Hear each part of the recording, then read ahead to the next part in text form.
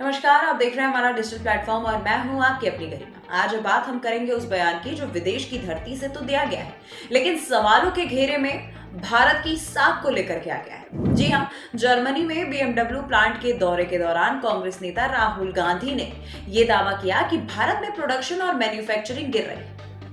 बयान ऐसा था दोस्तों, जैसे ये लग रहा था कि भारत की फैक्ट्रियों पर ताले लटक रहे हैं और मशीनें खामोश पड़ी हैं। लेकिन जमीनी हकीकत और सरकारी आंकड़े इस दावे को पूरी तरह खारिज करते हैं। आइए हम आपको बताते हैं कि आखिर राहुल गांधी के इस बयान को कैसे सरकारी आंकड़े और जमीनी हकीकत नकारते हैं।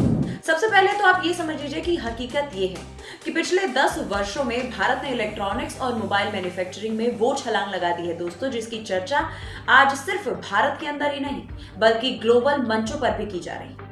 कभी मोबाइल इनपुट करने वाला देश आज दुनिया के टॉप मोबाइल प्रोड्यूसिंग देशों में गिना जाता है।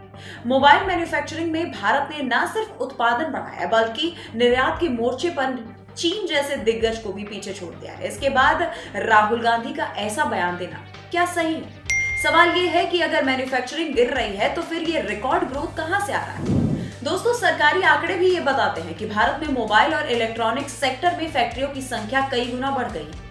प्रोडक्शन लिंक्ड इंसेंटिव यानी कि PLI स्कीम के तहत देश में नई यूनिट्स लगी हैं, लाखों नौकरियां मिली हैं और मेक इन इंडिया सिर्फ नारा नहीं रह गया है दोस्तों, बल्कि एक फैक्ट्री फ्लोर पर दिखने वाली हकीकत बन के रह गया है। लेकिन राहुल गांधी का ये जो बयान है वो इन तमाम आंकड़ों और तमाम उपलब्धियों को नजरअंदाज करता नजर आ रहा है। सबसे बड़ा सवाल ये उठता है दोस्तों कि आखिर विदेश जाकर के ऐसे बयान देना क्या राहुल गांधी को शोभा देता है?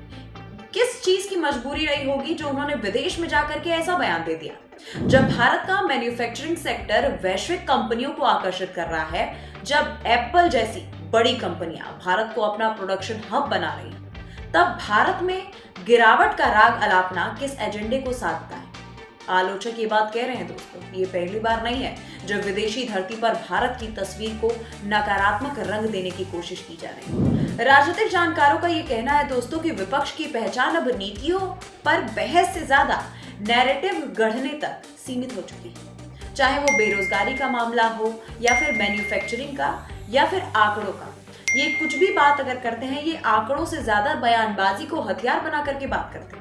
लेकिन सवाल यह है कि जब देश की उपलब्धियों पर दुनिया नजर रखे हुए है, तब ऐसे बयान भारत की छवि को मजबूत करेगा या कमजोर, ये आप खुद बताइए। आज भारत मोबाइल मैन्युफैक्चरिंग में ग्लोबल पावर बनकर उभर रहा है, निर्यात के आंकड़े रिकॉर्ड बना रहे हैं और मेक इन इंडिया दुनिया की सप्लाई चेन का अहम हिस्सा बन चुका है।